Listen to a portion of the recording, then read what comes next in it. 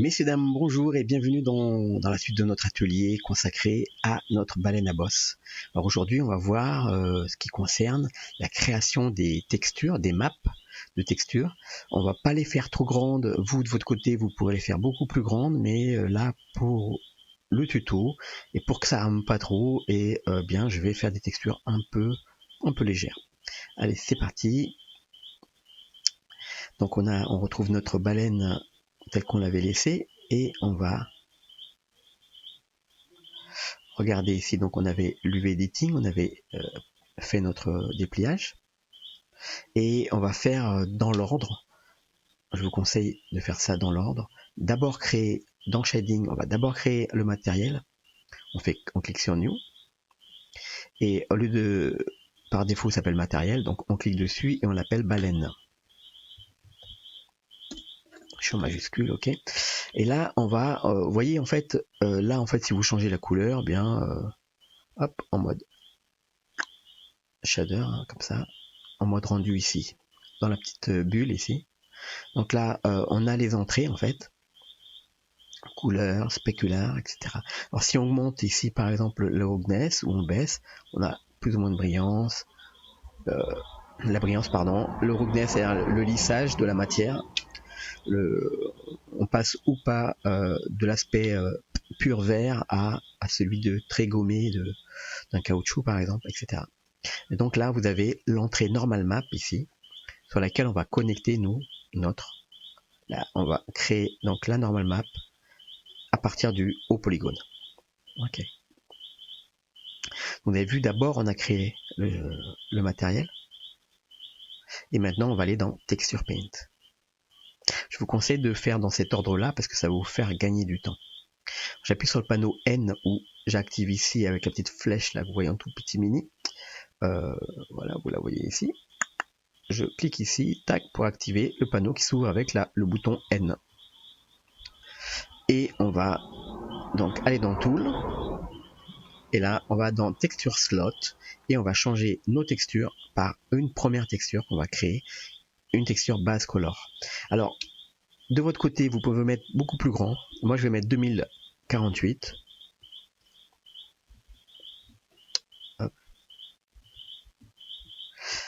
Si vous voulez, vous faites x2 hein, et vous avez directement donc 4096 et ça a une texture beaucoup plus grande, mais pour les besoins du tuto, je vais rester en 2048 parce que comme ça, avec en même temps le logiciel de capture d'image, eh bien, ça ne va pas ramer. Donc voilà. Donc là, j'ai pas validé. Alors, je recommence. Base color, baleine. Vous voyez que le nom se rajoute déjà. Baleine, base color. Donc là, on met 2048 et on fait OK. Si on clique ici sur base color, tac, eh bien, en fait, on fait correspondre la texture ici avec notre image. Éditeur ici. On peut peindre ici ou ici. Là, on va aller tout de suite dans Image et on va faire sauvegarder sous Save As. On va créer un dossier qui s'appelle Baleine Texture et à l'intérieur, on va sauvegarder Baleine Base Color et on sauvegarde. On va créer plus une normal map. On fait OK.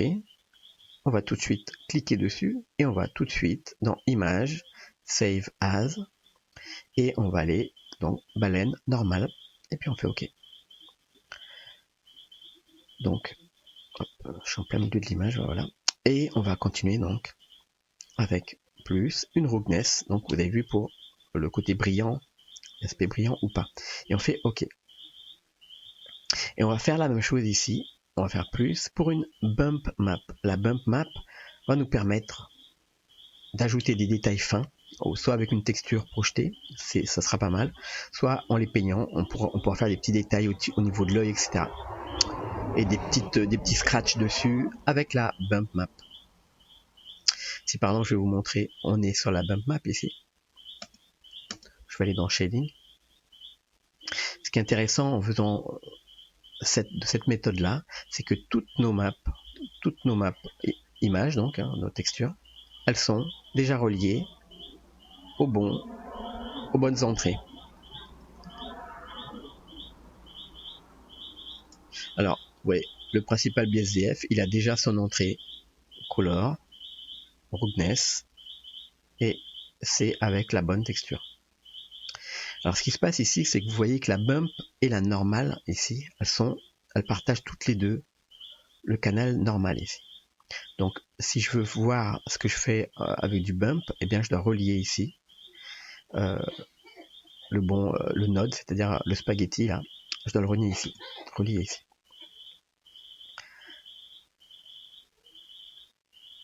Là, si je vais en Texture Paint, et si je prends Bump,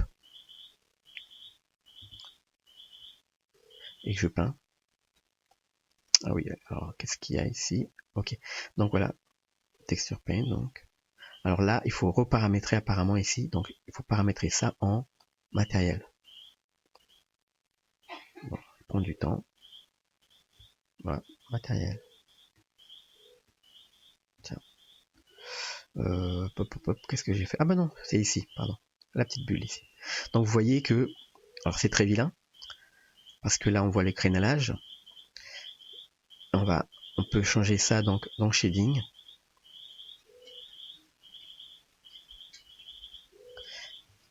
Et on peut donc ici faire du Texture Paint avec une petite matière comme ça. Et ici, le bump, il est trop puissant déjà. On va le baisser. Donc il y a un tout petit... Et la distance aussi, on va la modifier. Alors après, ça vient aussi de la forme de notre quand on peint. Ici, notre fall-off. Donc on peut avoir un fall-off beaucoup plus arrondi, plus doux. Comme ça. Pour avoir une forme. Et oh oui, bien sûr, moi j'ai la tablette et donc on peut aussi modifier la taille en fonction de la pression. Et ici. Donc vous voyez, on peut faire des petits détails fins et avec contrôle, pareil, creuser. Alors pour qu'on voit moins le crénelage, il y a deux choses. D'abord, la taille de la texture, la taille de l'image, et ensuite ici, à la place de linéaire, ah ben non, c'est linéaire le plus doux. C'est cubique, voir ce que ça donne. Ouais, cubique, oui, il adoucit, voilà, cubique. Donc. Et si vous voulez revenir à la couleur 0, donc ici on appuie sur S, on fait F, et on va. Donc en fait ça gomme un peu, ça vous permet de soit de gommer complètement, soit de lisser un peu.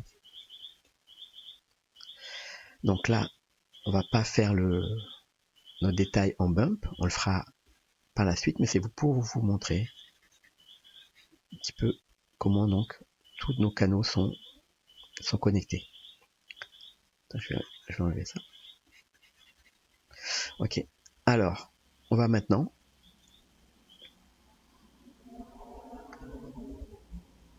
passer à la suite, c'est-à-dire au backing. Et je vais vous donner rendez-vous tout de suite à côté, tout de suite après, pour le backing. Donc là, entre-temps, n'oubliez pas d'enregistrer vos images. Donc là, moi, il me manque des images à enregistrer. Vous pouvez repasser dans le panneau Texture Paint, aller dans Roughness, Images, et lorsque vous voyez une petite croix, alors elle est placée quelque part, la petite croix, voilà, à côté, ici, c'est que ça n'a pas été enregistré. Donc vous faites vos enregistrements. Roughness, Images, Save As, alors Roughness, Save. Et donc là maintenant j'ai enregistré donc toutes mes maps. C'est rouge parce que ça veut dire que la map est déjà créée. Et donc on n'a plus qu'à faire CTRL S. Et si vous faites ALT S, ça va vous enregistrer. Bon, je vais vous montrer ici. Je vais faire un petit trait en bas. Là, il me montre que l'image n'est pas enregistrée. Si vous faites ALT S, ça enregistre l'image dans votre disque dur. Je reviens en arrière. Alt S. Voilà. N'oubliez pas donc d'enregistrer vos images, d'enregistrer votre fichier en implémentant ici, donc pour moi, +1, et on fait Save. Allez, je vous donne rendez-vous tout de suite après pour la suite.